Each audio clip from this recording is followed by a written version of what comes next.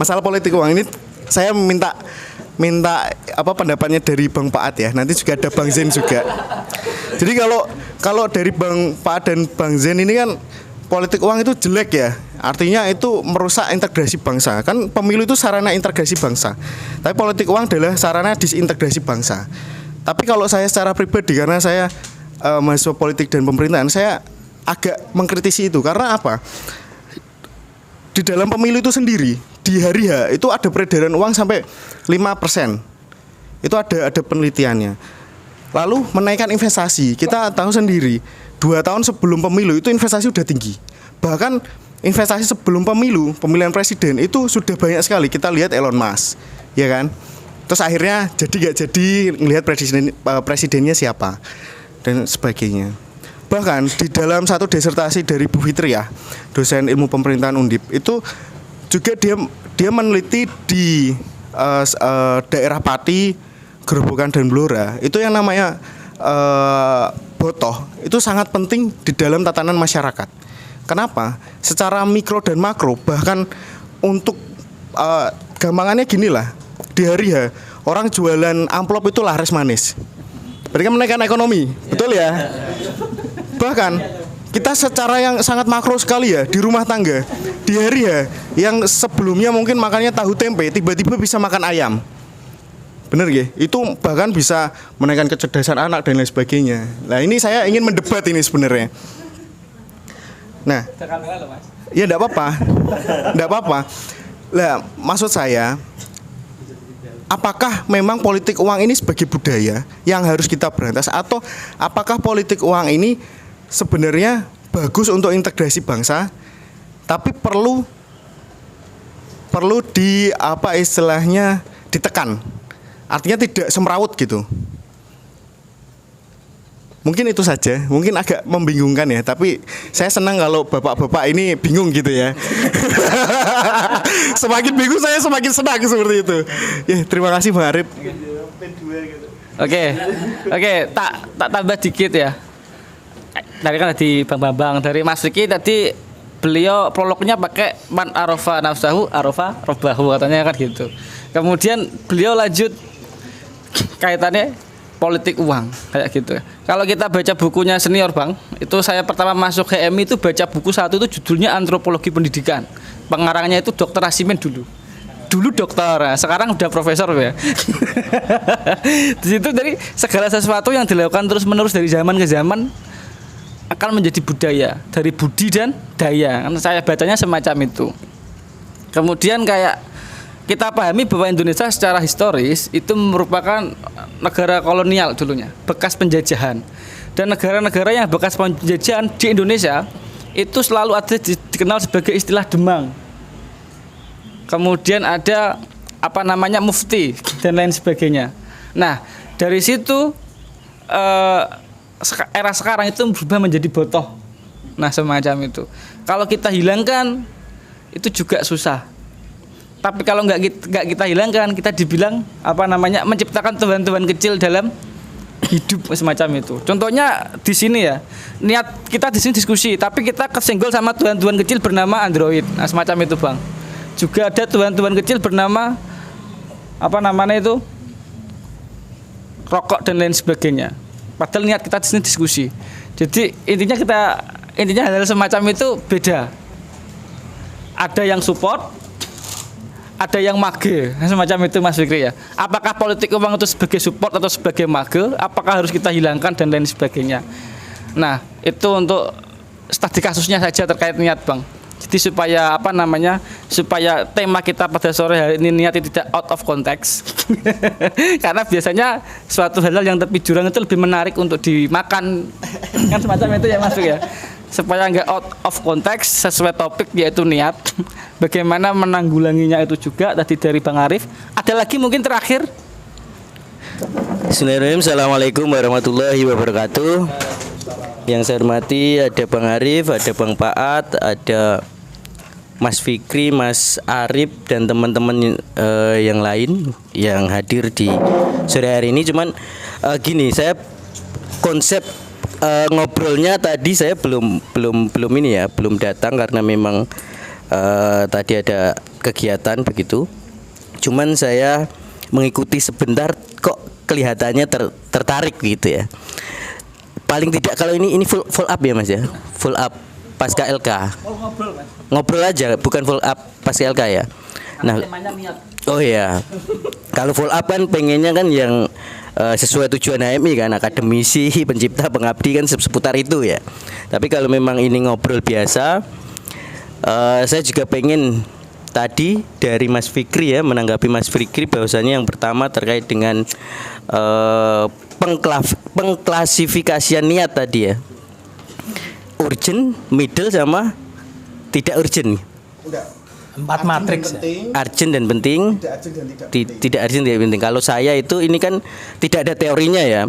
Tapi kalau saya dari pengalaman hidup mengklasifikasikan itu menjadi 4. Jadi ada yang penting mendesak. Jadi kan ada beberapa kegiatan kita yang penting ya.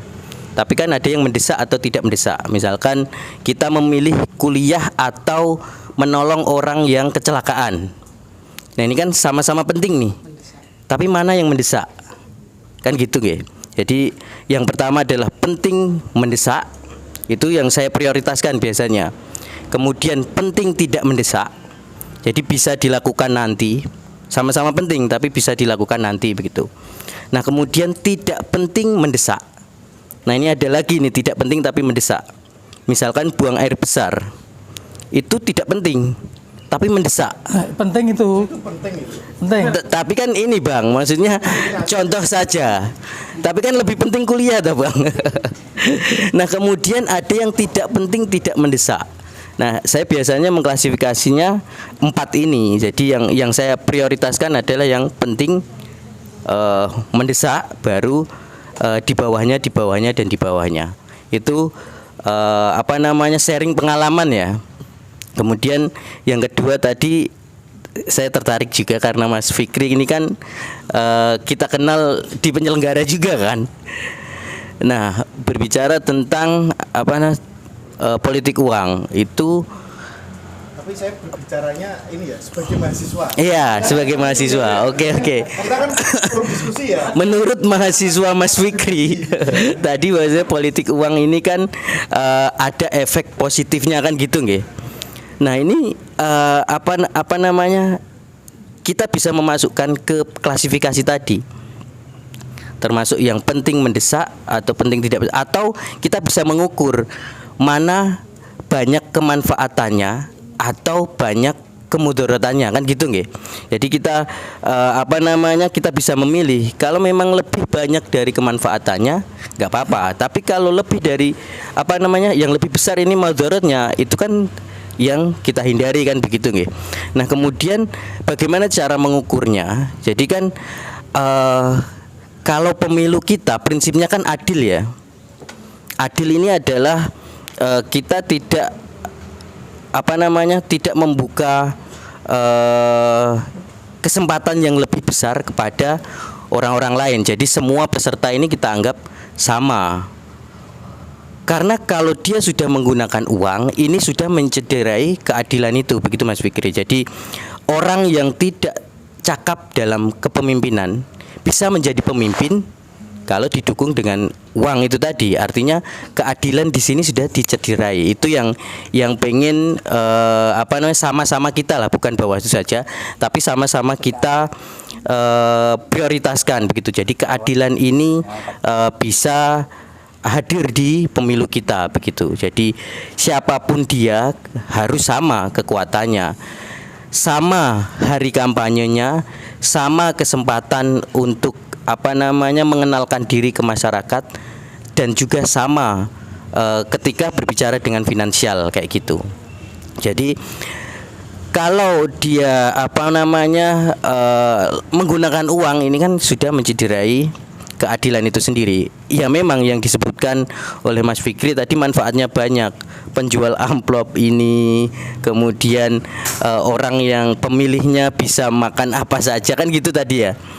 Manfaatnya, tapi mudaratnya kan lebih besar karena menempatkan pemimpin bukan dari kita menilai kecakapannya, tetapi menilai dengan finansialnya. kan gitu. Kemudian menyambung yang disampaikan Mas Arif tadi bahwasanya botoh itu perlu, ini itu perlu. Nah ini yang sama-sama mari kita lawan kan gitu. Jadi kalau ibarat kita menanam padi, pasti akan ada rumput yang bersama itu tumbuh kan gitu nggih. Nah kemudian bagaimana caranya? Biasanya petani dengan cara disemprot atau apa namanya, Mas? Matun kan gitu kan. Nah, ini adalah cara-cara kita agar padi ini tumbuh sesuai dengan harapan kita kan gitu. Kemudian ada cara kita memupuknya. Ada berbagai cara lah. Nah, ini yang kita lakukan, pencegahan ini yang kita lakukan agar padi yang kita inginkan tumbuh dengan baik. Nah, apakah itu sulit? Tentu iya kan gitu. Tapi apakah kita menyerah? Ya jangan. Masa kita membiarkan padi ini terganggu oleh rumput-rumput? Nanti kita panen rumput dong. Kecuali nanti di suatu saat rumput ini bisa jadi olahan makanan mungkin. Itu tidak masalah kan gitu. Ya, kan gitu ya setidaknya ya. Iya. Tapi yang pengen saya saya sampaikan tadi bahwasanya kalau masalah politik uang ini ya tadi karena dia mencederai keadilan tadi Mas. Apapun itu kalau mencederai keadilan ini kan berarti tidak adil bagi orang lain kan gitu. Ini bukan berbicara tentang politik saja, ini tentang kehidupan yang lebih luas lah, tentang bidang-bidang yang lain. Kalau memang ada ketidakadilan, berarti di sana kan harusnya kita sebagai insan-insan yang kamil, ya kan, insan-insan yang menuju kamil dan berusaha kamil kan juga harusnya ikut setidaknya melawan inilah begitu kan. Kurang lebihnya seperti itu sih yang pengen saya sampaikan. Tetapi mungkin ya di suatu saat kalau masyarakat kita kaya semua, bodoh semua, jadi kan uang tidak bernilai kan gitu. Penjual amplop tidak membutuhkan uang lagi karena mereka sudah kaya semuanya kan gitu. Yang kemudian misalkan orang sudah makan enak semua, orang sudah makan bergizi semua, artinya kan uang ini tidak lagi menjadi hal yang menarik kan gitu. Mungkin suatu saat bisa saja kan gitu. Kemudian atau ini ide liar saja ya, pemerintah menetapkan karena kan bahasa-bahasa politik ini kan biasanya mereka mengibaratkan ini sodakoh gitu kan, mengibaratkan ini uang ganti mereka dalam sehari karena memang tidak bekerja kan gitu kan biasanya kan. Nah maka atau mungkin pemerintah harus menetapkan besaran yang harus diberikan oleh caleg ke pemilih-pemilihnya misalkan untuk mengganti hari itu. Tetapi harus ada prinsip keadilan. Misalkan maksimal 50.000 gitu. Atau kalau kuli kita kuli bangunan biasanya berapa? 125 ya? 100 ya? 125 sehari ya. Atau 125 sehari karena hari itu mereka tidak bekerja. Tapi harus adil kan gitu. Jadi bisa saja pemberian uang kepada pemilih ini dilegalkan. Tapi tadi harus prinsip adil itu harus ditegakkan kan gitu. Jadi yang lain juga tidak merasa bahwasanya ini dicurangin. Karena kan kalau politik uang kan yang lain merasa dicurangin, Mas. Kuatnya cuman segini sedangkan yang lain lebih kuat lagi kan gitu. Kemudian ternyata yang lebih kuat ini secara finansial tidak cakap dalam pemimpin. Nah ini akan membahayakan negara kita. Walaupun secara dalam jangka waktu yang pendek manfaatnya bisa langsung dirasakan masyarakat. Cuman dalam waktu 5 tahun jangka panjangnya ini kan kalau diberikan kepemimpinan kepada orang yang tidak cakap kan ya akan membahayakan kita semua kan gitu.